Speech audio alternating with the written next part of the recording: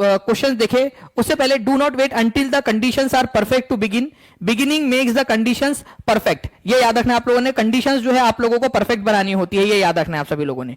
Okay चलिए, अगर हम पहले क्वेश्चन की बात करें फ्रेंड्स, तो पहला क्वेश्चन आप लोगों का जो है सीटेट के पेपर 2 के अंदर में सोशल स्टडीज में 30 दिसंबर 2021 के अंदर में आया था।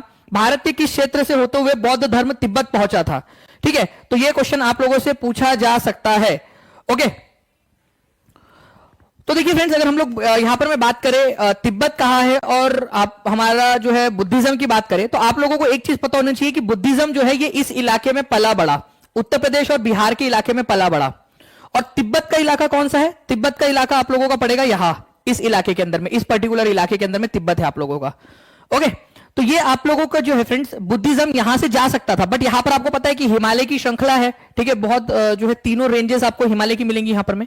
तो बुद्धिज्म भारत से तिब्बत जो है वो वाया लद्दाख गया था, ये आप लोगों ने याद रखना है। लद्दाख होते हुए, इस तरीके से लद्दाख होते हुए यहां पर में गया था, ये एक आप लोगों का इंपॉर्टेंट पॉइंट है, लद्दाख होते हुए। तो ये आप लोगों से एग्जाम के अंदर में पूछा जा सकता है, लद्दाख होते हुए गया था। तो बौद्ध धर्म तिब्बत कैसे पहुंचा? तो लद्दाख होते हुए पहुंचा। आंसर आपका ऑप्शन नंबर बी था, एग्जाम के अंदर में आया हुआ क्वेश्चन है और एनसीईआरटी के अंदर में दिया हुआ है, एनसीईआरटी, ठीक है, बेस्ड ये क्वेश्चन है आप लोगों का, एनसीईआरटी बेस्ड क्वेश्चन, ठीक है। तो ये भी एक इंपॉर्टेंट पॉइंट है, एग्जाम के अंदर में आप लोगों से पूछ सकते हैं, ठीक है। चलिए, तो B is the correct answer, ठीक है। तिब्बत बुद्धिज्म जो है आप लोगों का लद्दाख होते हुए पहुंचा था। लद्दाख जो है भारत की यूनियन टेरिटरी है। लद्दाख के बारे में अगर मैं एक दो पॉइंट आप लोगों से बताऊं सरस, अगर हम बात करें लद्दाख की, तो लद्दाख जो है फ्रेंड्स हमारे भारत की सबसे बड़ी यूनियन टेरिटरी है। तो यहां लिख लो आप लोग, लार्जेस्ट यूनियन टेरिटरी कौन सी है? लार्जेस्ट, यूटी ऑफ इंडिया, ठीक है, सबसे बड़ी यूनियन टेरिटरी। अगर बात लार्जेस्ट यूनियन टेरिटरी की आई है तो स्मॉलेस्ट यूनियन टेरिटरी भी पूछा जा सकता है कि सबसे छोटी वाली यूनियन टेरिटरी कौन सी है भारत की, ठीक है। तो हमारी जो है आप लोगों की सबसे छोटी जो यूनियन टेरिटरी है वो है हमारी, ठीक है, लक्षद्वीप। ये भी याद रख सकते हो आप लोग, लक्षद्वीप सबसे छोटी यूनियन टेरिटरी है। ओके, चलिए नेक्स्ट क्वेश्चन की तरफ में हम लोग आगे बढ़ते हैं फ्रेंड्स। आप लोगों के आपको बताना है डॉक्टर भीमराव अंबेडकर के बारे में निम्नलिखित में से कौन सा वाले कथन सही है की। तो डॉक्टर बी आर अंबेडकर जो है, इनको फादर ऑफ इंडियन कॉन्स्टिट्यूशन, भारतीय संविधान का जनक माना जाता है, ठीक है। He fought for the rights of Dalit community, दलित समुदाय के लिए इन्होंने लड़ाई लड़ी है। Later in life he converted to Buddhism in search of religion that treats all members equally, ऐसे धर्म की तलाश में कि जो सभी को समान जो है मानता हो, उसके लिए उन्होंने अपने आप को बौद्ध धर्म में कन्वर्ट कर लिया था। तो देखिए फ्रेंड्स, ये आप लोगों के जो है ना यहां पर मैं अगर बात करें तो सारे के सारे पॉइंट सही है। वैसे तो फ्रेंड्स संविधान सभा के अंदर में जो कॉन्स्टिट्यूएंट असेंबली थी हमारी, उसके अंदर में भारत की संविधान सभा में 299 मेंबर्स थे, लेकिन डॉक्टर बी आर अंबेडकर का जो कंट्रीब्यूशन है संविधान बनाने में भारत के, इसी वजह से इनको फादर ऑफ इंडियन कॉन्स्टिट्यूशन की उपमा दी गई है, फादर ऑफ इंडियन कॉन्स्टिट्यूशन, ठीक है। ये याद रखना है सभी लोगों ने। इसके अलावा अगर मैं बात करूं फ्रेंड्स कि इन्होंने जो है दलित कम्युनिटी के अधिकारों के लिए काफी ज्यादा लड़ाई लड़ी है। ये खुद जो है फ्रेंड्स दलित कम्युनिटी, महार जो कास्ट है उससे बिलोंग करते थे, एनसीईआरटी में दिया है, तो आपसे पूछ सकते हैं कि डॉक्टर बी आर अंबेडकर कौन सी कास्ट से बिलोंग करते थे।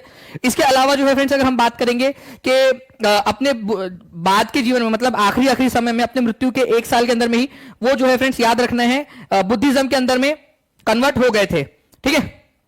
तो बुद्धिज्म के अंदर में कन्वर्ट हो गए थे वो। तो तीनों के तीनों पॉइंट आप लोगों के सही है, ये याद रखेंगे आप लोग, ये आप लोगों से पूछा जा सकता है। एक पॉइंट मैं आपको एनसीईआरटी का बताता हूं फ्रेंड, जो कि बहुत कम लोग उसके ऊपर में फोकस करते हैं, बहुत इंपॉर्टेंट है। आपको पता है ब्रिटिश काल के समय में केवल एक रेजिमेंट ऐसी थी, रेजिमेंट मतलब सेना की टुकड़ी, सैनिक टुकड़ी बोल सकते हो आप लोग, सैनिक टुकड़ी, ठीक है, सैनिक टुकड़ी, सैनिक टुकड़ी मतलब सेना का एक छोटा सा समूह। तो एकमात्र जो किसी कास्ट के नाम पे था वो था महार रेजिमेंट, महार रेजिमेंट।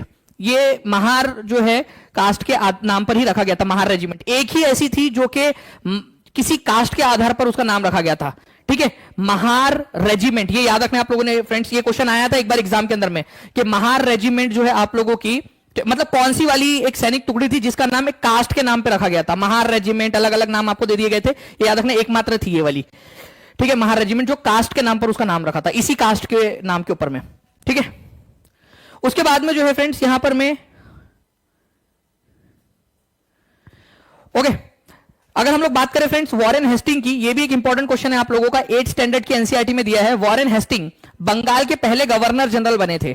तो आपको पता होना चाहिए फ्रेंड्स कि एक समय ऐसा था भारत के अंदर में जब अंग्रेजों के पास में 3 इंपॉर्टेंट वाले इलाके थे भारत के, जो डायरेक्ट अंग्रेजों के कब्जे में थे। एक था बॉम्बे प्रांत, एक था मद्रास प्रांत और एक था बंगाल प्रांत। तो बंगाल के जो गवर्नर जनरल थे, उनको गवर्नर जनरल बना दिया गया था, गवर्नर जनरल शब्द उनके सामने जोड़ दिया गया था। तो वॉरेन हेस्टिंग जो है फ्रेंड्स, आप लोगों ने याद रखना है कि जो 1773 का जो रेगुलेटिंग एक्ट था उसके जरिए बने थे। ठीक है, गवर्नर जनरल बन गए थे वो अब, क्योंकि रेगुलेटिंग एक एक्ट आया था जिसका नाम है रेगुलेटिंग एक्ट, रेगुलेटिंग एक्ट नाम था उसका।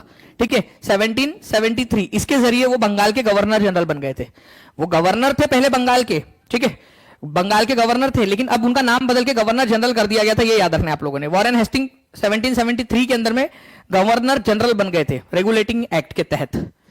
नाउ अब ये देखिए फ्रेंड्स, एक बहुत ही मजेदार क्वेश्चन है आप लोगों का। इस पर्टिकुलर क्वेश्चन का आंसर करेंगे सभी लोग, जितने भी लोग यहां पर में जुड़ चुके हैं सभी लोग फ्रेंड्स सेशन को लाइक जरूर कर देंगे, ठीक है, ताकि ऐसे ही फ्रेंड्स मोटिवेशन मिलता रहे आप लोगों के लिए और ज्यादा एफर्ट्स करने के लिए। Consider the following statements about organic farming. जैविक कृषि के संदर्भ में निम्नलिखित कथनों पर विचार कीजिए और सही विकल्प का चयन कीजिए। ठीक है, manure is used for fertilising. ठीक है, पशु खाद का प्रयोग किया जाता है पोषण के लिए। ठीक है, जैविक खेती के अंदर में पशु खाद का प्रयोग किया जाता है। Genetic modification is done to increase productivity, मतलब आप जो है जेनेटिक मॉडिफिकेशन करते हो उसके जीन्स के साथ में, जो सीड होते हैं आपके बीज, उनके अनुवांशिक रूपांतरण कर देते हो ताकि ज्यादा पैदावार हो। नेचुरल पेस्टिसाइड्स आर यूज, जो है प्राकृतिक कीटनाशकों का इस्तेमाल करते हो ताकि फसल को जो है कीटों से बचाया जा सके। तो देखिए फ्रेंड्स, ऑर्गेनिक का मतलब ही होता है आप लोगों का, ठीक है, नेचुरल तरीके से की गई फार्मिंग, नेचुरल तरीके से, प्राकृतिक तरीके से की गई फार्मिंग। अब इसमें आप पशु खाद का इस्तेमाल करोगे, कोई यूरिया वगैरह नहीं डालोगे, पशु खाद का इस्तेमाल करोगे ताकि जमीन के अंदर में पोषक तत्व मिल जाए। तो ये बिल्कुल सही है, मैन्योर का, पशु खाद का इस्तेमाल किया जाता है इसमें, कोई भी केमिकल इसमें नहीं डाला जाता। ठीक है, नेचुरल पेस्टिसाइड, प्राकृतिक कीटनाशक का इस्तेमाल करेंगे, कोई भी केमिकल कीटनाशक का इस्तेमाल नहीं करेंगे, प्राकृतिक चीजों का इस्तेमाल करेंगे। अब यहां पर में बारी आती है आप लोगों की अनुवांशिकता की। इस चीज को ध्यान से देखिए आप लोग, जेनेटिक मॉडिफिकेशन बोला है भाई। जेनेटिक, अगर आपको कोई बीज है, ठीक है, कोई एक बीज है, उससे पौधा उगाना है, मैं उसकी जीन्स के साथ छेड़छाड़ कर दूं, वो आप लोगों को खाने में ज्यादा नेचुरल लगेगा, या जो नेचुरली अवेलेबल है, चाहे उसकी पैदावार कम होती हो लेकिन वो नेचुरल है, नेचुरली जो नेचर ने हम लोगों को सीड्स दिए, वही वाले सीड से आप पौधे उगा रहे हो। अगर जेनेटिक मॉडिफिकेशन कर दोगे उसकी अनुवांशिकता में, मतलब जीन्स जो है, बीटी कॉटन होता है आप लोगों को, वो कॉटन की पैदावार को बढ़ा देता है, तो वो आपका जेनेटिक जो है आप लोगों ने वहां पर में क्या किया, उसके छेड़छाड़ कर दिया उसके जीन्स के साथ में। तो जेनेटिक अगर आपने छेड़छाड़ कर दी है उसके अंदर में, तो वो आपकी ऑर्गेनिक फार्मिंग नहीं रहेगी। तो जेनेटिक मॉडिफिकेशन नहीं किया जाता है यहां पर में, ऑर्गेनिक फार्मिंग के अंदर में नहीं किया जाता, ये याद रखना है। तो ये वाला गलत है, तो ए और सी सही है आप लोगों का, तो only A and C are correct, C is the correct answer यहां पर में। ठीक है, ये याद रखना था आप लोगों ने, only A and C are correct. जितने भी लोगों ने यहां पर में आंसर कर दिया फ्रेंड्स, लिखकर भी कई सारे लोगों ने यहां पर में आंसर कर दिया है, ठीक है, तो आंसर आप लोगों को ऑप्शन नंबर सी हो जाएगा। मैक्सिमम लोगों ने आंसर जो है फ्रेंड्स 46% लोगों ने सी आंसर डी आंसर दिया था, सी आंसर दिया था केवल 28% लोगों ने। लेकिन आप लोगों ने क्या करना है, ठीक है, ओके, आप लोगों ने क्या करना है, अब नेक्स्ट टाइम के लिए ध्यान रखना है इस पर्टिकुलर क्वेश्चन को। तो ये ऐसी फार्मिंग होती है आपकी जिसमें आप लोग रासायनिक के बजाय जैविक खाद का इस्तेमाल करते हैं। ठीक है, मैन्योर का इस्तेमाल करते हैं, पशु खाद का इस्तेमाल करते हैं, पशु खाद को ही जैविक खाद भी बोल सकते हो आप लोग। ठीक है, प्राकृतिक कीटनाशकों का उपयोग करते हैं और फसल की उपज बढ़ाने के लिए कोई भी आनुवांशिक संशोधन नहीं करते। ठीक है, जैसे बीज है वैसे ही उसका इस्तेमाल करते हो, ये याद रखना है आप लोगों ने। किसकी मृत्यु तेलुगु लोगों के लिए अलग राज्य की मांग को लेकर अनशन करते हुए हो गई थी? निम्नलिखित में से कौन थे जिनकी मृत्यु हो गई थी? तेलुगु राज्य की, और उन्हीं की वजह से फ्रेंड्स पहली बार कोई भाषा के आधार पर राज्य बना था।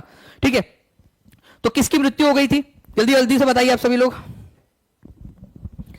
तेलुगु राज्य की मांग के लिए, और उसी वजह से फिर आंध्र प्रदेश नाम से राज्य बना था आपका।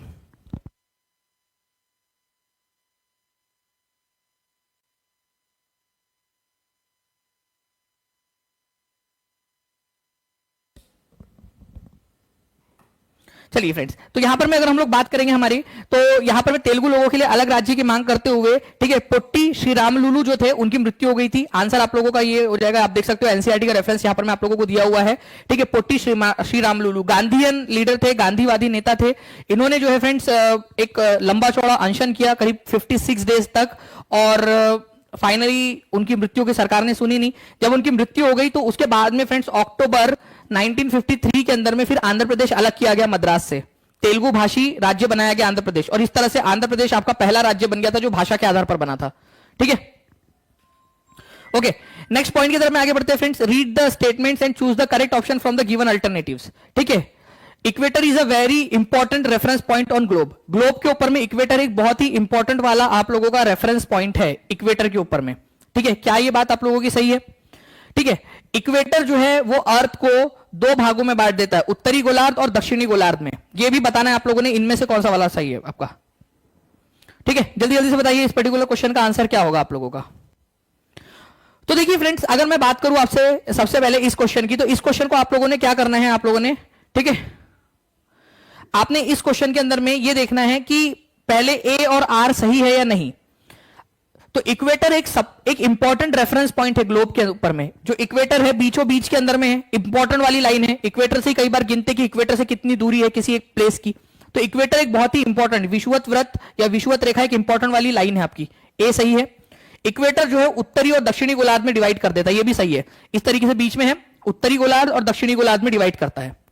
तो ये सी और डी आंसर तो हो नहीं सकता आपका, क्योंकि दोनों के दोनों सही है। अब बात समझो यहां पर में, ये है आप लोगों का इक्वेटर।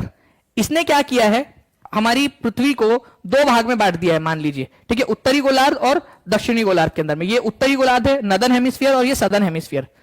इसी वजह से ये इंपॉर्टेंट है। तो यहां पर मैं आप समझो, जब दोनों सही है, इक्वेटर इंपॉर्टेंट रेफरेंस पॉइंट क्यों है ग्लोब पर, क्यों है इंपॉर्टेंट, ठीक है, क्या उसका इंपॉर्टेंट जो है बिरादरी के अंदर में जन्म हुआ उसका, इसी वजह से इंपॉर्टेंट है, वो जन्मजात इंपॉर्टेंट है। क्यों इंपॉर्टेंट क्यों है, कुछ तो खासियत होगी ना उसके अंदर में। तो फ्रेंड्स वो इंपॉर्टेंट क्यों है, क्योंकि वो हमारी पृथ्वी को दो हेमिस्फीयर में बांट देता है, उत्तरी गोलार्ध में और दक्षिणी गोलार्ध में, नदर्न हेमिस्फीयर और सदर्न हेमिस्फीयर में बांट देता है। ये आप लोगों का इंपॉर्टेंट है, ठीक है, उत्तरी और दक्षिणी गोलार्ध के अंदर में डिवाइड कर देता है। तो both A and R are true, और आर जो है वो करेक्ट एक्सप्लेनेशन है आप लोगों के ए का। ए को करेक्ट एक्सप्लेन कर रहा है कि भाई इक्वेटर जो है इंपॉर्टेंट वाला रेफरेंस पॉइंट क्यों है, क्यों है वो इंपॉर्टेंट वाला, क्योंकि वो इक्वेटर जो है अर्थ को दो पार्ट में बांट देता है। इसी वजह से R is the correct explanation of A वाला आपका पॉइंट सही हो जाएगा। ठीक है, ये इंपॉर्टेंट पॉइंट है, ये याद रखेंगे आप लोग, ए इज द करेक्ट आंसर। और ये क्वेश्चन आपका पूछा गया था एग्जाम के अंदर में, ठीक है, और आगे में भी पूछा जा सकता है। और फ्रेंड्स जितना भी आप लोगों की प्रैक्टिस है, ये इस तरीके के स्टेटमेंट वाली क्वेश्चंस की प्रैक्टिस, वो भी आप लोगों को करवाता रहूंगा मैं, ताकि कंसेप्चुअल अंडरस्टैंडिंग आप लोगों की बहुत अच्छे से हो जाए। ठीक है, चलिए नाउ फ्रेंड्स, एक क्वेश्चन है सीटेट पेपर 2 सोशल स्टडीज 11 जनवरी 2022 को आया था, एनसीईआरटी बेस्ड क्वेश्चन है। स्वतंत्र भारत में राज्यों के गठन के संदर्भ में निम्नलिखित में से किसने यह कथन दिया था? राष्ट्रवाद को बढ़ावा देने वाली हर चीज आगे बढ़नी चाहिए और उसके रास्ते में रुकावट डालने वाली हर चीज को खारिज कर दिया जाना चाहिए। हमने यही कसौटी भाषाई प्रांतों पर भी अपनाई है और इस कसौटी के हिसाब से हमारी राय में उनका समर्थन नहीं किया जा सकता, मतलब भाषाई आधार का समर्थन नहीं किया जा सकता। इनका मानना था कि भाषा के आधार पर राज्यों को नहीं बांटना चाहिए। तो किसका कथन है ये कि भाषा के आधार पर राज्यों का बंटवारा नहीं करना चाहिए? ठीक है, तो देखिए फ्रेंड्स, भाषा के आधार पर, ठीक है, भाषा के आधार पर जो है कथन आप लोगों का बंटवारा नहीं करना चाहिए, राज्यों का राज्य जैसे बने हुए हैं उसको वैसे ही रहने दिया जाए, ये कथन किसका है? तो सरदार वल्लभ भाई पटेल का कथन है।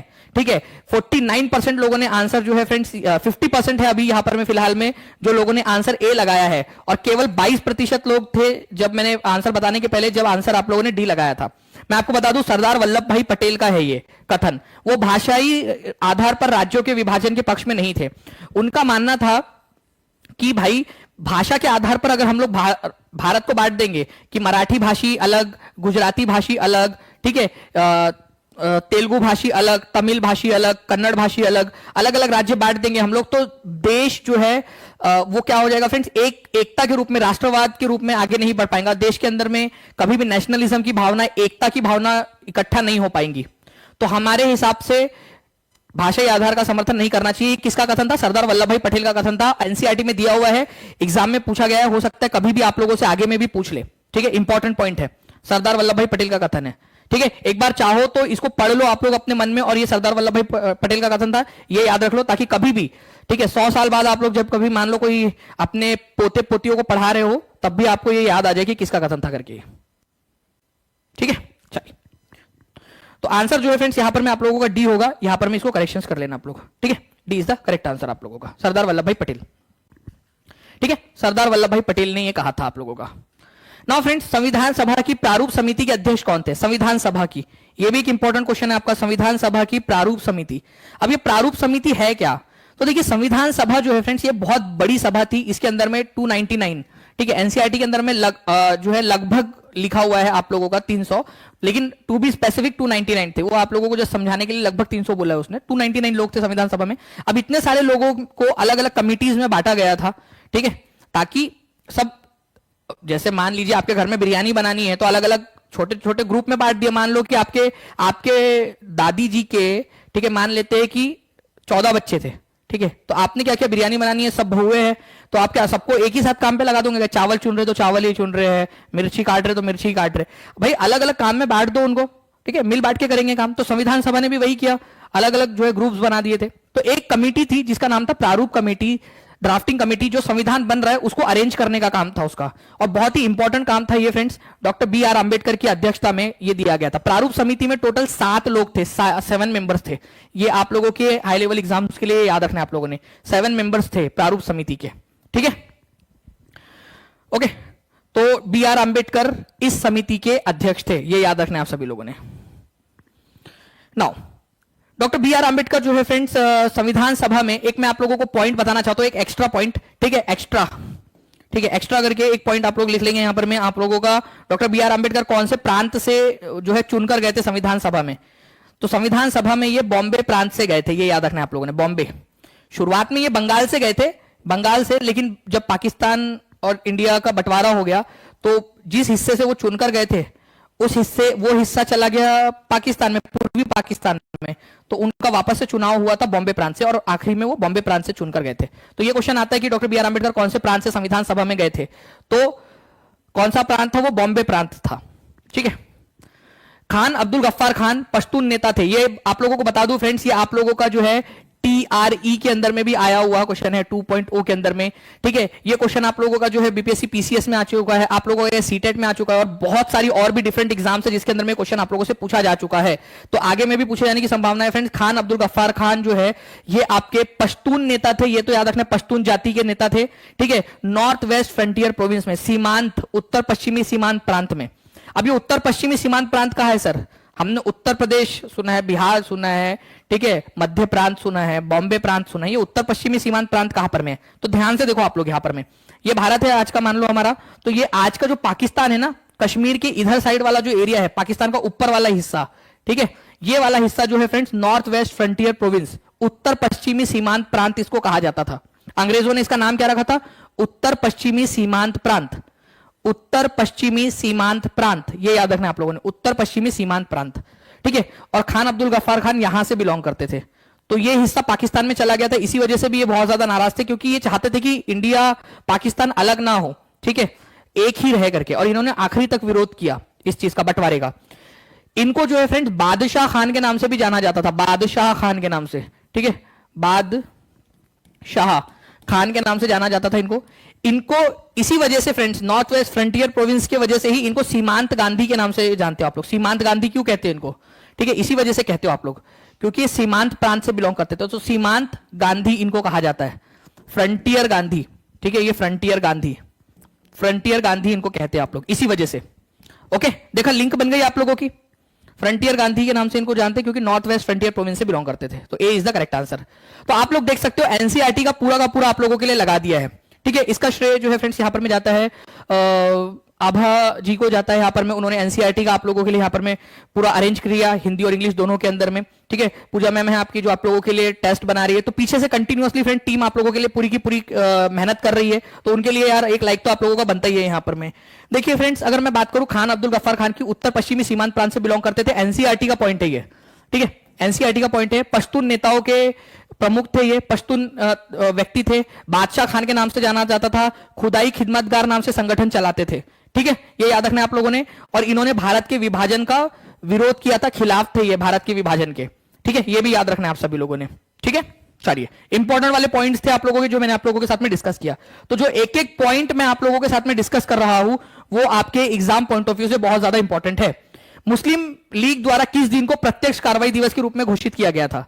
एक्चुअल में फ्रेंड्स हुआ यूं था कि भारत में कैबिनेट मिशन प्लान आया था, cabinet mission, cabinet mission, cabinet mission मतलब ब्रिटेन की सरकार के 3 मुख्यमंत्री जो इंपॉर्टेंट वाले जो मंत्री थे, ठीक है, 3 इंपॉर्टेंट वाले कैबिनेट के मंत्री वो भारत आए थे, 3 मंत्री, वो कैबिनेट लेवल के मंत्री थे, इसी वजह से इसको कैबिनेट मिशन बोला जाता है।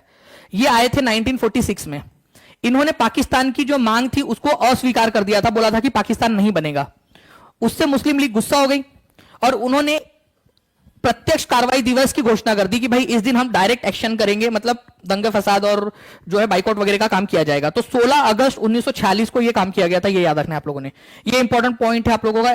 और आप देख सकते हो फिर से एक बार आप लोगों के एनसीईआरटी का रेफरेंस, कैबिनेट मिशन की विफलता के बाद में, देखिए बहुत ही इंपॉर्टेंट, ठीक है, मुस्लिम लीग ने पाकिस्तान मांग मंगवाने के लिए, ठीक है, मांग को मनवाने के लिए 16 अगस्त 1946 को प्रत्यक्ष कार्रवाई दिवस मनाने का निश्चय लिया था, ये याद रखना आप लोगों ने। अब फ्रेंड्स एक बहुत ही इंपॉर्टेंट वाली बात बता रहा हूं आपको कि किस मिशन के फेल हो जाने के बाद में प्रत्यक्ष कार्रवाई दिवस मनाने की घोषणा की गई थी, ये क्वेश्चन आएगा। और जिस बच्चे ने लेक्चर अच्छे से देखा होगा, जिसने प्रैक्टिस की होंगी, जिसने जो है जब मैं रिवीजन क्वेश्चन करवाता हूं आप लोगों को, वो रिवीजन क्वेश्चंस किए होंगे आप लोगों ने, तो वो बच्चा अच्छे से कर पाएगा, ठीक है।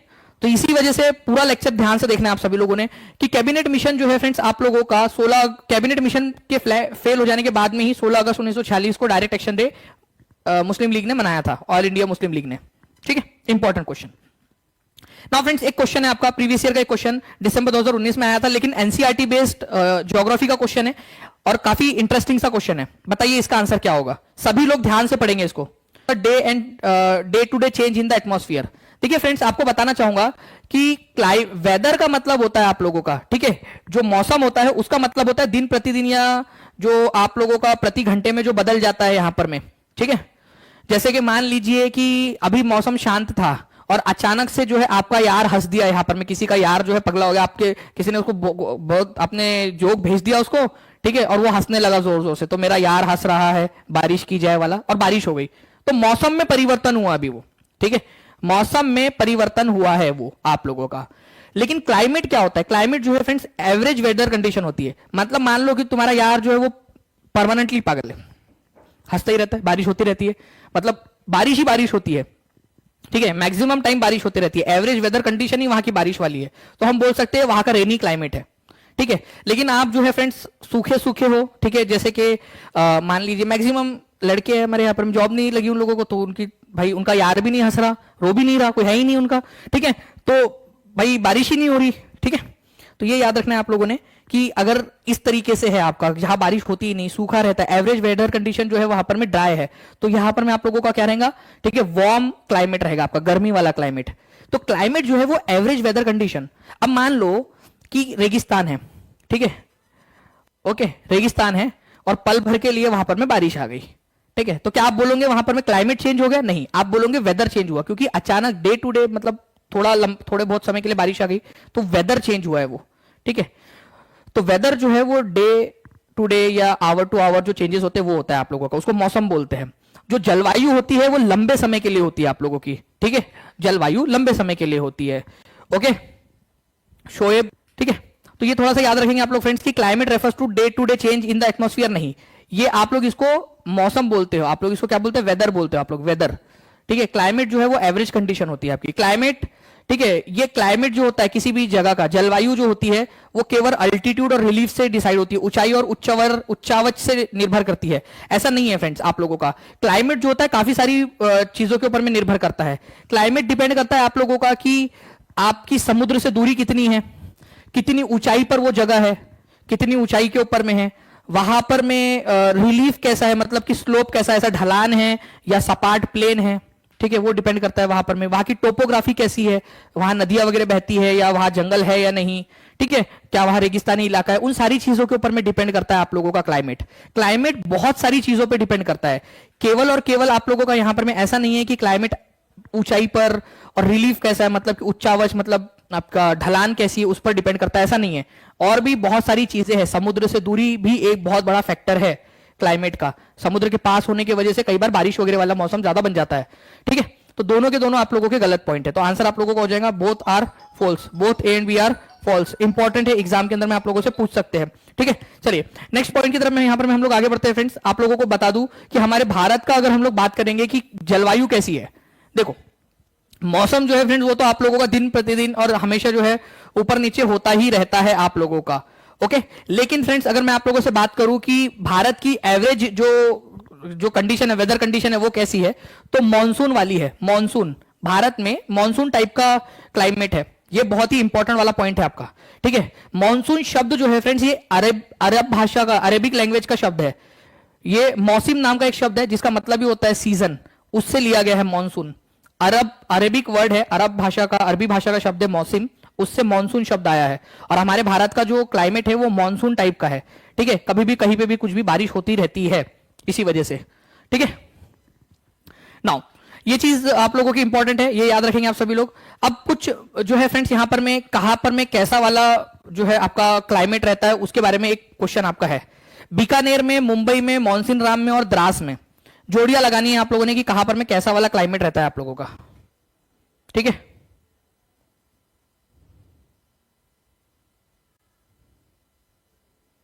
जल्दी बताइए इसका आंसर क्या होगा।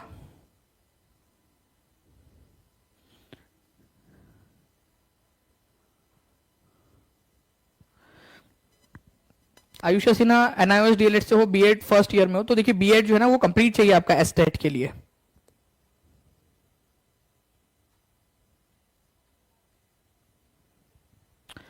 ओके तो देखिए फ्रेंड्स यहां पर मैं अगर बात करें हम लोग यहां पर में बीकानेर की, तो बीकानेर जो है आप लोगों का, ठीक है, बीकानेर यहां पर में ये राजस्थान में और यहां पर में गर्म क्लाइमेट होता है, हॉट गर्म क्लाइमेट होता है आप लोगों का, ठीक है। मुंबई की बात करूं फ्रेंड्स आप लोगों से, तो मुंबई जो समुद्र के पास में है तो ह्यूमिडिटी मतलब आर्द्रता, हवा में नमी बहुत ज्यादा होती है समुद्र की वजह से। मॉनसून राम जो है आपका भारत में ही नहीं बल्कि पूरे दुनिया के अंदर में सबसे ज्यादा बारिश वाला केंद्र है, तो सी की जोड़ी 2 के साथ लगनी है। और द्रास जो है पूरे भारत का सबसे कोल्डेस्ट प्लेस है, पूरे भारत का सबसे ठंडी जगह, तो ए की जोड़ी जो है आप लोगों की लगने वाली है आपकी 3 के साथ में, ठीक है, 3 के साथ में। बी की जोड़ी लगने वाली है 1 के साथ में, ठीक है। क्या इससे एलिमिनेट हो रहा है? 3 और 1, 3 1 यही से एलिमिनेट हो गया आप लोगों का। ओके बीकानेर से ही एलिमिनेट हो चुका था आप लोगों का, तो ऑप्शन यहां पर देखिए बीकानेर से एलिमिनेट हो गया था। इसके अलावा मॉनसून राम से भी एलिमिनेट कर सकते थे आप कुछ ऑप्शंस यहां पर में, सी की जोड़ी 2 के साथ लगाकर, तो सी की जोड़ी 2 के साथ में केवल 2 ही जगह पे लगी थी, तो ये ऑप्शन और ये ऑप्शन तो एलिमिनेट हो जाता। एलिमिनेशन की टेक्निक सीखो, जितना ज्यादा ये आप लोग यहां पर में ओके जितना ज्यादा आप लोग ऑप्शन एलिमिनेट करना सीख जाओगे उतना ज्यादा आप लोगों के लिए फायदा रहेगा फ्रेंड्स, ये याद रखना आप सभी लोगों ने, ठीक है। ओके उतना ज्यादा आप लोगों के लिए फायदा रहेगा। तो आंसर ठीक है क्या हो जाएगा इसका? ऑप्शन नंबर बी, मॉनसून राम द्रास, ठीक है। द्रास सबसे ज्यादा ठंडा प्लेस है। तो देखिए हमारे क्लाइमेट जो है काफी सारी चीजों पर डिपेंड करता है कि वो किस लोकेशन पर है, कितने ऊंचाई पर है, समुद्र से उसकी दूरी कितनी है, उसका उच्चावच मतलब कि उसकी ढलान कैसी है, तो कई सारी चीजों पर डिपेंड करता है क्लाइमेट। हमारे पूरे भारत का क्लाइमेट, एवरेज क्लाइमेट जो है वो तो मानसून टाइप का, लेकिन अलग अलग जगह पे जो क्लाइमेट है वो अलग अलग होता है। जैसे जैसलमेर और बीकानेर के अंदर में, राजस्थान में बहुत ही गर्मी पड़ती है, वही द्रास और कारगिल में हम देखेंगे तो वहां कोल्ड पड़ता है, बहुत ज्यादा ठंडी जगह है। इवन द्रास जो है पूरे भारत का सबसे ठंडी जगह है आप लोगों की, सबसे ज्यादा ठंड अगर कहीं पे पड़ती है तो वो द्रास में पड़ती है, ठीक है, ये याद रखना है। मुंबई और कोलकाता यहां पर में मॉडरेट क्लाइमेट होता है, यहां पर में आप लोगों को ह्यूमिडिटी बहुत ज्यादा मिलेंगी, बारिश कभी भी हो जाती है, हवा में नमी। मुंबई गए हो कभी आप लोग? मुंबई या कोलकाता वगैरह के अंदर में आप लोग देखना है, चेन्नई के अंदर में चिपचिपापन लगता है हवा के अंदर में। अगर गर्मी हो रही है ना तो आपको चिपचिपापन लगेगा, क्योंकि वो हवा में नमी होती है और जो गर्मी होती है वो और ज्यादा दिमाग जो है वो आप लोगों को खराब करती है फिर, ठीक है। तो जो चिपचिपापन आर्द्रता होती है हवा में वो ह्यूमिडिटी कहलाती है आप लोगों की, और मुंबई कोलकाता चेन्नई जैसे आप लोगों के, ठीक है, इलाकों के अंदर में आपको देखने के लिए मिलेंगे। मॉनसून राम जो कि मेघालय में जगह है, ये पूरे दुनिया का, ठीक है, सबसे ज्यादा जो है बारिश वाला क्षेत्र है मॉनसून राम, मेघालय के अंदर में, ठीक है। तो मॉनसून राम सबसे ज्यादा आप लोगों का, ठीक है, बारिश वाला क्षेत्र है। तो वही वाली चीज तो आपसे पूछी थी एग्जाम में, आप देख लीजिए, जिसने भी अच्छे से पढ़ के गया होगा वो आराम से कर लेंगे इस पर्टिकुलर क्वेश्चन को। नेक्स्ट क्वेश्चन की तरफ में आगे बढ़ते हैं फ्रेंड्स आप लोगों से। किस वर्ष मुस्लिम लीग ने देश के उत्तर पश्चिमी और पूर्वी क्षेत्रों में मुसलमानों के लिए स्वतंत्र राज्य की मांग करते हुए एक प्रस्ताव पेश किया था? ठीक है, बेसिकली यहां पर मैं ये बोला जा रहा है आप लोगों से कि मुस्लिम लीग ने प्रस्ताव कब पेश किया था कि उत्तर पश्चिम के अंदर में, ठीक है, और बेसिकली 2 इलाके थे ना भारत के जो पाकिस्तान बने थे, एक ये वाला इलाका था उत्तर पश्चिम में, और एक जो इलाका था आपका पूर्वी क्षेत्र में, यहां पर में पूर्वी बंगाल वाला जो था, आज का बांग्लादेश है, वो भी पहले पाकिस्तान हुआ करता था, पूर्वी पाकिस्तान 1971 तक। तो ये कब प्रस्तुत किया था? और फ्रेंड्स यहां पर मैं फिर से आप लोगों को बताना चाहूंगा कि जब मेहनत करते हो आप लोग, ठीक है, केवल जो है आप लोगों को इससे काम नहीं चलेगा कि आप लोगों ने जो है वो चाहा है, आपको कुछ चीज बस चाहत रखी है भाई, उसके लिए मेहनत करनी पड़ती है, बहुत मेहनत करनी पड़ती है। ओके तो आपको बता दूं कि 1940 के अंदर में जो है फ्रेंड्स यहां पर में हुआ था। फिर से यहां पर में आप देख सकते हो कि 1940 में आप लोगों के लिए एक एक ढूंढ के प्रूफ के साथ में ढूंढ के एनसीईआरटी का प्रूफ निकाल के लेकर आ रहे हैं, ठीक है आवा मैम आप लोगों के लिए, ताकि आप लोग मेहनत से, ठीक है, आप लोगों को पता चल सके कि हाँ ये एनसीईआरटी का है करके। एनसीईआरटी बेस्ड जब एक्सप्लेनेशन बोला है तो एनसीईआरटी का है एक्सप्लेनेशन ही आपका, ठीक है। तो 1940 के अंदर में इंडिपेंडेंट स्टेट, एक अलग जो है देश या राज्य की, स्वतंत्र राज्य की मांग की थी मुस्लिम लीग ने 1940 में। पश्चिमोत्तर मतलब ये वाला इलाका जो आज का पाकिस्तान है, और ये जो बांग्लादेश है आपका, ये पहले पूर्वी पाकिस्तान हुआ करता था, इनको अलग राज्य बना दिया जाए या अलग देश बना दिया जाए, ठीक है, इसकी मांग की थी 1940 में। तो ये बहुत ही इंपॉर्टेंट वाला क्वेश्चन बन जाता है आपका, एनसीईआरटी बेस्ड है क्वेश्चन, ठीक है, बहुत ही इंपॉर्टेंट है, ठीक है। चलिए जल्दी जल्दी से लाइक एंड शेयर करते रहेंगे फ्रेंड, जितने भी लोग देख रहे हैं सेशन को। नेक्स्ट क्वेश्चन की तरफ में आगे बढ़ते हैं। हिमालय की सबसे बाहरी श्रेणी कौन सी है? ज्योग्राफी का क्वेश्चन है, ठीक है, आप लोगों का, ठीक है, बताइए जल्दी जल्दी से, हिमालय की सबसे बाहरी श्रेणी कौन सी है? हिमालय की सबसे बाहरी, हिमालय जो है 3 श्रेणियों में बटा हुआ है, ठीक है, 3 श्रेणियों में। तो ये सबसे जो बाहर वाली श्रेणी है हिमालय की, उसको शिवालिक कहा जाता है, शिवालिक।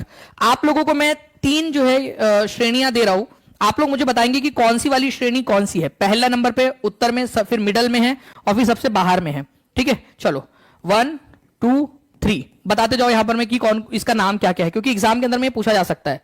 और देख रहे हो फ्रेंड्स, यहां पर में जो आप लोगों के लिए लगाया गया है ना, ये जब वो मेहनत कर रहे थे यहां पर में, उन्होंने आपके लिए निकाला है, तो ये एक दिन में वो नहीं सीखे, उन्होंने मेहनत की, एफर्ट्स किया आपके लिए, ठीक है, एक दिन स्टार्ट किया था, और वहीं से जो है फ्रेंड्स आज अब हम देखिए आप लोगों के लिए, ठीक है, बेसिकली ये निकाल कर ला पाए हैं वो आपके लिए। 1 2 3, ठीक है, जल्दी बताओ। सबसे ऊपर वाली जो है फ्रेंड्स, आप लोग इसको जो है हिमाद्री के नाम से जानते हो। किस नाम से जानते हो आप लोग? हिमाद्री के नाम से, हिमाद्री, ओके, हिमाद्री या फिर ग्रेटर हिमालय इसको कहा जाता है। उसके बाद में अगर मैं बात करूं ये वाला आपका, इसको हिमांचल कहा जाता है, हिमांचल, हिमांचल।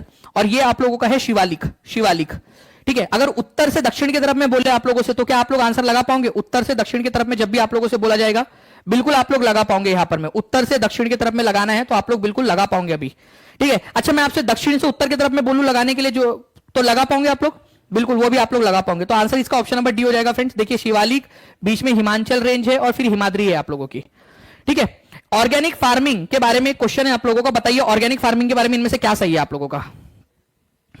तो केमिकल फर्टिलाइजर का इस्तेमाल किया जाता है क्या? नहीं किया जाता। जेनेटिक मॉडिफिकेशन की जाती है क्या? फसल उगाने के लिए जीन्स में संशोधन कर दो, नहीं की जा सकती, ठीक है, नहीं करना है ऑर्गेनिक फार्मिंग के अंदर में। प्राकृतिक खाद और कीटनाशक का प्रयोग करना है, तो बिल्कुल सही है, यहां पर में प्राकृतिक चीजों का इस्तेमाल करना है। भारत में केवल कॉटन को अलाउड है ऑर्गेनिक फार्मिंग का, नहीं भाई ऐसा नहीं है, ऑर्गेनिक फार्मिंग सब जगह अलाउड है आप लोगों का। करो ऑर्गेनिक फार्मिंग, उगाओ घर में, भिंडी, परवल, बैगन, आलू उगाओ, सब उगाओ अपने घर में ऑर्गेनिक तरीके से, ठीक है। तो यहां पर मैं जो है फ्रेंड्स, ये वाला भी आपका गलत है, ओनली शब्द की वजह से, कि ओनली कॉटन, क्या केवल कॉटन ही उगाएंगे ऑर्गेनिक तरीके से? आलू बैगन कॉटन खा ले, कपास खा लू, ऑर्गेनिक वाला बस, ठीक है। मैं identify the types of celestial bodies from the characteristics given below, ठीक है। नीचे दी गई विशेषताओं के आधार पर खगोलीय पिंडों के प्रकार को पहचानना है। ये गैसों से बने होते हैं, गैसों से बने हुए होते हैं, ये बताइए आप लोग सभी लोग, ठीक है। They have their own heat and light, उनकी खुद की अपनी गर्मी और रोशनी होती है। ये बड़े और गर्म होते हैं, ये they are big and hot. ये एनसीईआरटी बेस्ड, एनसीईआरटी के स्टेटमेंट से बनाया गया आप लोगों का जो है, ठीक है, आप लोगों का, ठीक है, क्वेश्चन है फ्रेंड्स, एनसीईआरटी के स्टेटमेंट्स। तो ये जो भी है बड़े गैस से बने हुए होते हैं, खुद की हीट और लाइट होती है, खुद की ऊष्मा और प्रकाश होता है। तो ये स्टार से आपके, जैसे कि हमारा जो है सन, ठीक है, हमारा सन जो है खुद एक जो है सितारा है, एक तारा है आपका। तो स्टार्स के बारे में बेसिकली बात हो रही है यहां पर। तो स्टार्स जो है आप लोगों का हो जाएगा, ठीक है जी, देख सकते हो यहां पर में, ठीक है, आप लोगों का यहां पर में कि कुछ सेलेस्टियल बॉडीज होती है आप लोगों की, जो स्टार्स होती है, मतलब बेसिकली जिनके पास में खुद की हीट और लाइट है। हम celestial bodies have their heat and light, ठीक है, और किसकी जो है हीट और लाइट नहीं होती है, ठीक है, तो वो जो है आप लोगों के प्लैनेट्स कहलाते हैं। ओके, प्लैनेट्स कहलाते हैं, ये याद रखना है आप लोगों ने। नाउ फ्रेंड, नेक्स्ट क्वेश्चन है आप लोगों का यहां पर में, pole star always indicate the north direction, ठीक है। पोल नॉर्थ, जो पोल स्टार है आप लोगों का हमेशा नॉर्थ डायरेक्शन दिखाता है, ये बताना है आप लोगों ने। जुपिटर, सैटर्न, यूरेनस और नेपच्यून जो है, ठीक है, उन लोगों के, उनके पास में रिंग्स हैं। दूसरा आप लोगों को बताना है कि मीटेरोइड जो है आप लोगों के, वो जुपिटर और, ठीक है, मार्स और जुपिटर जो है आप लोगों के, ठीक है,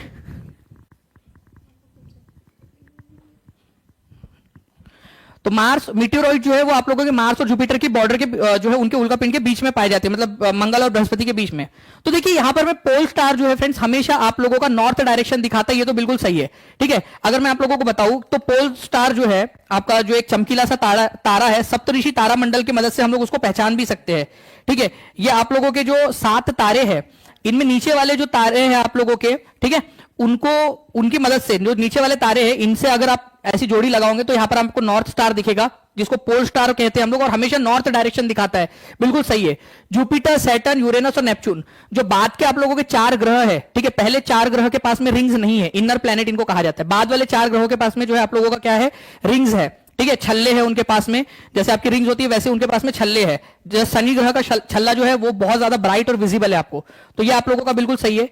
मार्स और जुपिटर की कक्षा के बीच में मीटियोरॉइड पाए जाते हैं। मीटियोरॉइड नहीं होते वो, उनको एस्ट्रॉइड कहा जाता है, एस्ट्रॉइड्स उनको बोलते हैं, ये याद रखना है आप लोगों ने। उल्का पिंड नहीं कहते हैं उनको, जो है आप लोगों को क्या कहते हैं फ्रेंड्स, आप लोग याद रखेंगे उसको क्षुद्र ग्रह कहा जाता है। ठीक है, आप लोगों का, ठीक है, क्षुद्र जो है यहां पर में आप लोग उनको ग्रह कहते हो, क्षुद्र ग्रह के नाम से उनको जाना जाता है, ये भी याद रखेंगे आप सभी लोग। ओके, तो आंसर जो है आप लोगों का यहां पर में हो जाएगा फ्रेंड्स ऑप्शन नंबर बी। ठीक है, आप लोगों से करेक्ट वाला पूछा है, गलत वाला आप लोगों से पूछा है फ्रेंड्स, तो गलत आप लोगों से पूछा है Jupiter, Saturn, Uranus, Neptune all have rings around them. तो आप लोगों का आंसर जो है यहां पर में ऑप्शन नंबर सी हो जाएगा, कि केवल जो है आपका तीसरा वाला गलत है यहां पर में। ठीक है, और मैं आपको बता दूं फ्रेंड्स कि जुपिटर, सैटर्न, यूरेनस और नेपच्यून इनके सबके पास में जो है आप लोगों की क्या है, ठीक है, उन सबके पास में आप लोगों की लिंक्स है। ठीक है, तो C, only C is the correct answer आप लोगों का, ये याद रखेंगे आप सभी लोग। ओके, नाउ फ्रेंड्स निम्नलिखित में से कौन सा निर्वाह खेती का उदाहरण है, उनमें से निर्वाह खेती का उदाहरण है,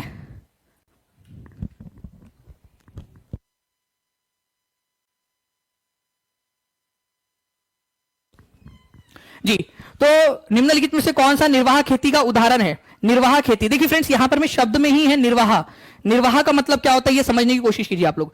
निर्वाह सब्सिस्टेंस का मतलब, निर्वाह का मतलब होता है आप लोगों का फ्रेंड्स केवल किसान अपने परिवार का पालन पोषण करने के लिए वो खेती कर रहा है। ओके, तो उसको क्या शिफ्टिंग कल्टीवेशन कहते हैं, व्यावसायिक खेती कहते हैं, विस्तृत गहन खेती कहते हैं, ठीक है, या ऑर्गेनिक फार्मिंग कहते हैं आप लोग। तो देखिए आपका आंसर इसका हो जाएगा फ्रेंड्स शिफ्टिंग कल्टीवेशन। निर्वाह केवल निर्वाह के लिए खेती की जाती है। तो निर्वाह खेती के 2 प्रकार है आप लोगों के। ठीक है, आप लोगों को याद रखना है कि निर्वाह खेती के आप लोगों के 2 प्रकार है, उनमें करेंगे आप लोगों का। ठीक है, ओके ओके, जल्दी जल्दी से जो है फ्रेंड्स हम लोग यहां पर में रिवीजन क्वेश्चन की तरफ में आगे बढ़ेंगे हमारे। तो रिवीजन क्वेश्चन देखिए, अंबेडकर ने अपने जीवन के, डॉक्टर अंबेडकर जी ने अपने जीवन के बाद के चरणों में एक ऐसे धर्म की खोज में धर्म परिवर्तन कर लिया था जो सभी सदस्यों को समान व्यवहार करता हो। तो कौन से धर्म में परिवर्तन कर लिया था उन्होंने, तो उन्होंने परिवर्तन कर लिया था बुद्धिज्म के अंदर में, बौद्ध धर्म के अंदर में। तो डॉक्टर अंबेडकर, ठीक है, हिंदू धर्म के अंदर में उनका जन्म हुआ था, महार जाति के अंदर में, लेकिन फ्रेंड्स फाइनली उन्होंने बाद में क्या कर लिया था, हिंदू धर्म के अंदर में अपना, ठीक है, परिवर्तन कर लिया था। तो आंसर इसका ऑप्शन नंबर ए हो जाएगा। 16 अगस्त 1946 को प्रत्यक्ष कार्रवाई दिवस जो है वो किसने मनाया था, तो हिंदू लीग ने, मुस्लिम लीग ने, क्रिश्चियन लीग ने, सिख लीग ने। उस पार्टी का नाम क्या था जिसने अपना जो है ये मनाया था, ये बताइए जल्दी से आप लोग। प्रत्यक्ष कार्रवाई दिवस, तो प्रत्यक्ष कार्रवाई दिवस मुस्लिम लीग के द्वारा मनाया गया था 16 अगस्त 1946 को। कौन से मिशन के फेल हो जाने के बाद मनाया था, ये आंसर सभी लोग कमेंट में लिखेंगे। जिन भी बच्चों ने ये जो है सेशन देखा है पूरा, ठीक है, जिन भी लोगों ने देखा है, ठीक है, वो आंसर करेंगे कौन सा मिशन था जिसके फेल हो जाने के बाद में ये जो है दिवस मनाया गया था। ठीक है, चलिए उसके बाद में खुदाई खिदमतगार पार्टी की स्थापना, या पार्टी नहीं थी बेसिकली फ्रेंड्स, ये आप लोगों का एक जो है आंदोलन था। ठीक है, आंदोलन की स्थापना की थी। ठीक है, तो आंदोलन या फिर मूवमेंट जो है आपको खुदाई खिदमतगार मूवमेंट, इसकी स्थापना किसने की थी, तो इसकी स्थापना जो है फ्रेंड्स खान अब्दुल गफ्फार खान ने की थी। इनको और किस नाम से जाना जाता है वो आप लोग कमेंट करके बताएंगे मुझे। जल्दी जल्दी से लाइक एंड शेयर करते रहेंगे। जिन लोगों ने टीचिंग परीक्षा चैनल को सब्सक्राइब नहीं किया वो चैनल को सब्सक्राइब भी जरूर कर लेंगे। ठीक है, चलिए इनको किस नाम से जाना जाता है तो ये भी बताएंगे आप सभी लोग। ओके, खान अब्दुल गफ्फार खान को किस नाम से जाना जाता है। नाउ फ्रेंड्स अगर हम लोग सीमांत गांधी के नाम से जानते हैं, बादशाह खान के नाम से भी उनको जाना जाता है। वेरी गुड, देख सकते हो फ्रेंड्स पूरा का पूरा इंफॉर्मेशन, सारी इंफॉर्मेशन आप लोगों की यहां पर मैं आप लोगों को दी गई है। ओके, चलिए नेक्स्ट क्वेश्चन का आंसर कीजिए आप लोग। बंगाल के प्रथम गवर्नर जनरल कौन थे, चार्ल्स कॉर्नवेलिस। तो बंगाल के प्रथम गवर्नर जनरल, ठीक है, 1773 के अंदर में बने थे रेगुलेटिंग एक्ट के तहत, वॉरेन हेस्टिंग्स। ये याद रखना है आप सभी लोगों ने फ्रेंड्स। आंसर आप लोगों को ऑप्शन नंबर सी हो जाएगा। ठीक है, उसके बाद में फ्रेंड्स निम्नलिखित में से किस समुदाय को ब्रिटिश सेना में प्रवेश से लाभ हुआ और उसके पास अपने लिए एक रेजिमेंट भी थी। सीटेट पेपर 2 के अंदर में आपको आपसे बताया था मैंने कि एग्जाम में पूछा गया क्वेश्चन है। ठीक है, और आगे में भी आप लोगों से पूछा जा सकता है। तो क्वेश्चन का आंसर क्या हो जाएगा कि कौन सा जो है, कौन सी कास्ट थी, कौन सा समुदाय था जिसके पास में अपनी खुद की रेजिमेंट थी, तो एकमात्र थी महार महार रेजिमेंट, एनसीईआरटी में दिया हुआ फ्रेंड्स, एकमात्र रेजिमेंट थी जो किसी समुदाय विशेष के लिए बनाई गई थी और उसी समुदाय के लोग उसमें होते थे। अदरवाइज कहीं पे भी ऐसा नहीं था कि अंग्रेजों के समय में किसी एक खास समुदाय के लिए और उसी समुदाय के लोग उसमें रहेंगे, ऐसा था। महार रेजिमेंट में केवल महार जाति के लोग ही हुआ करते थे। ठीक है, दीर्घकालीन औसत मौसम को क्या कहा जाता है? लॉन्ग टर्म जो एवरेज जो वेदर होता है, मतलब वहां बारिश ही बारिश पड़ रही है लंबे समय तक, ज्यादातर समय बारिश होती है, तो बारिश का जो है वहां पर में लॉन्ग टर्म एवरेज वेदर है, तो उसको क्या कहते हैं आप लोग? उसको क्लाइमेट कहा जाता है। तो क्लाइमेट जो है फ्रेंड्स लॉन्ग टर्म का होता है, दिन प्रतिदिन चेंज को आप वेदर कहते हो, लेकिन लॉन्ग टर्म में क्या परिवर्तन हुआ है उसको कहा जाता है आप लोगों का, ठीक है, क्लाइमेट। ये याद रखना है आप सभी लोगों ने। तो B is the correct answer आपका। देखिए यहां पर मैं आपको क्लाइमेट से रिलेटेड एक क्वेश्चन दिया गया है, अब इस क्वेश्चन का आंसर सभी लोग करेंगे। सभी लोग कमेंट में आंसर करिए, सभी जल्दी जल्दी से। ओके, कमेंट में आंसर करना है सभी लोगों ने, ठीक है जी। तो जलवायु के बारे में कथन ए और बी पर विचार कीजिए और सही कथन का उत्तर कीजिए। जलवायु का तात्पर्य वायुमंडल में दिन प्रतिदिन होने वाले परिवर्तन से है। किसी स्थान की जलवायु केवल उसकी ऊंचाई और राहत से, ठीक है, ठीक है। रिलीफ बेसिकली यहां पर में उच्चावाच की बात की जा रही है। यहां पर में उच्चावाच जो होता है आप लोगों का, उच्चावाच मतलब कि इस तरीके से जो ढलान होती है उस पर निर्भर करती है। तो आप लोगों से यहां पर में बोला है, ठीक है, कि कौन सा वाला जो है क्लाइमेट के बारे में करेक्ट स्टेटमेंट है वो बताना है। ए और बी है आपका करेक्ट वाला उत्तर, सही उत्तर का चयन करना है यहां पर में। तो आप लोगों का दोनों के दोनों क्या है? दोनों के दोनों आप लोगों के A and B are false, तो 4 जो है आप लोगों का आंसर हो जाएगा। D is the correct answer. दोनों के दोनों गलत है यहां पर में क्लाइमेट के बारे में, क्योंकि क्लाइमेट के बारे में बोला है ना, जलवायु के बारे में, और आप लोगों को बताया था मैंने अभी, आप लोगों को ठीक है याद हो गया होगा ये पूरा देखकर आपका, ठीक है। रिजवाना परवीन बोल रहे हैं आभा मैम को लेकर आइए। आभा मैम जो है वो शर्मा रहे हैं, वो आने के लिए तैयार नहीं है, ठीक है, तो क्या करेंगे हम। चलिए उसके बाद में जो है फ्रेंड्स यहां पर में जो है आप देख सकते हो कि आप लोगों का जो क्लाइमेट होता है, ठीक है, वो बहुत सारी चीजों पे डिपेंड करता है, लोकेशन पर, अल्टीट्यूड पर, डिस्टेंस फ्रॉम दी सी। यहां पर मैं ओनली शब्द, ठीक है, केवल जो है वो शब्द का इस्तेमाल करके यहां पर मैं इस पॉइंट को गलत कर दिया था। नेक्स्ट पॉइंट की तरफ में आगे बढ़ते हैं। किसी स्थान पर ताप, आर्द्रता, वर्षा, हवा की गति आदि के संबंध में वातावरण की दिन प्रतिदिन की स्थिति को, देखिए यहां पर मैं आप लोगों को क्या बोला है, कीवर्ड है यहां पर में डे टू डे कंडीशन, दिन प्रतिदिन की जो स्थिति होती है आप लोगों को, ठीक है। बुक के लिए क्या करना होगा? रोशन खातून जी, वो जो है आपको पहले जैसे ही आपका कोर्स के अंदर में खत्म हो जाता है यहाँ पर में प्री लेकर, ठीक है, प्री एनरोलमेंट या प्री बुकिंग लेकर, वैसे ही आपको यहाँ पर में इन्फॉर्म किया जाएगा और पेड में जितने भी बच्चे उन लोगों को भी इन्फॉर्म कर दिया जाएगा कि कैसे उसको करना है करके, ठीक है, क्योंकि लिमिटेड क्वांटिटी के अंदर में उसको बनाया जाए, ठीक है। देखिए friends, day to day condition, दिन प्रतिदिन की स्थिति जो है उसको आप लोग क्या कहते हो? तो उसको आप लोग वेदर कहते हो, उसको मौसम कहते हो, दिन प्रतिदिन वाले को, ठीक है। और अगर औसत हो जाए उसका बहुत लंबे समय तक तो उसको आप लोग जलवायु कहते हो। ये याद रखना है आप सभी लोगों ने। आंसर इसका ऑप्शन नंबर डी हो जाएगा। नॉर्थ और साउथ हेमिस्फीयर को कौन डिवाइड करता है? ये एक आप लोगों का क्वेश्चन है। नॉर्दर्न हेमिस्फीयर और सदर्न हेमिस्फीयर को कौन डिवाइड करता है? कौन सी वाली लाइन है जो नॉर्दर्न हेमिस्फीयर और सदर्न हेमिस्फीयर को डिवाइड करती है? ये बताइए आप सभी लोग, ठीक है, सभी लोग बता देंगे जल्दी जल्दी से, ठीक है। उत्तरी गोलार्ध और दक्षिणी गोलार्ध को डिवाइड करने वाली लाइन कौन सी है आप लोगों की?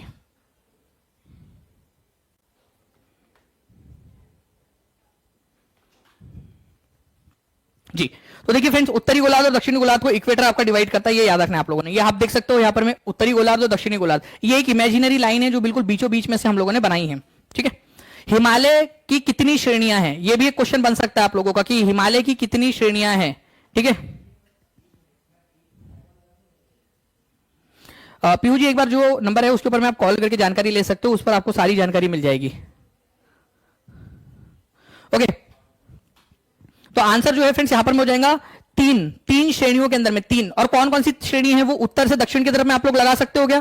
ठीक है, पहला, दूसरा और तीसरा बताइए यहां पर में, ठीक है। ऊपर से नीचे की तरफ में लगाना है आप लोगों ने। लिखिए सभी लोग, जितने लोग लिख सकते हैं यहां पर में जल्दी जल्दी से लिखते जाइए, ठीक है। तो 3 श्रेणियां हैं, तीनों के नाम हिमाद्री, हिमांचल और शिवालिक, ठीक है, ये 3 श्रेणियां हैं आप लोगों की। तो B is the correct answer आपका, ओके। तो ये आप लोगों का आज का सेशन था फ्रेंड्स, आप लोगों का। और आप लोगों को सेशन जो है वो कैसा लगा ये भी आप लोग बताएंगे। तब तक मैं आप लोगों से जो है फ्रेंड्स एक पॉइंट आप लोगों से यहाँ पर मैं कुछ क्वेश्चंस है वो आप लोगों से पूछना चाहूंगा। जैसे कि आप लोग बताइए कि जो हमारा जो भारत है, ठीक है, भारत में पहला भाषा के आधार पर बनने वाला राज्य कौन सा था? भाषा के आधार पर बनने वाला पहला राज्य कौन सा था? ये आप लोग मुझे बता दोगे जल्दी जल्दी से, ठीक है जी। तो भाषा के आधार पर बनने वाला पहला राज्य कौन सा था? आप लोगों को मैं टेस्ट की लिंक भी दे रहा हूं, ठीक है, टेस्ट की लिंक भी आप लोगों को दे रहे हैं। तो आ जाइए आप लोग जल्दी जल्दी से बताते जाइए यहां पर में।